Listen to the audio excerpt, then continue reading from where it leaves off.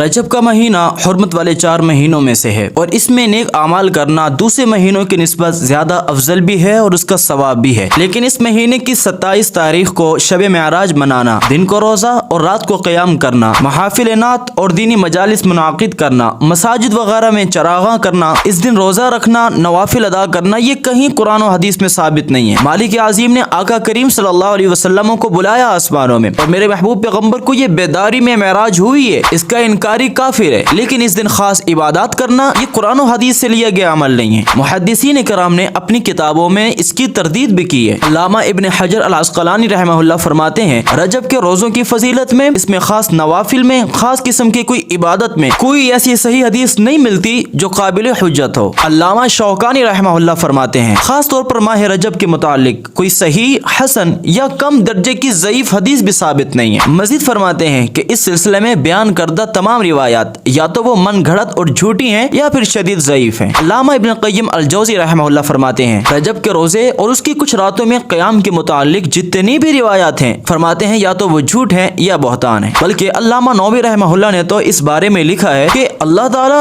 इसके घड़ने और ईजाद करने वाले को तबाह व बर्बाद कर दे, क्योंकि ये मुनकिरात और उन बिदात में से है जो जहालत और गुमराही की तरफ लेकर की जाती हैं।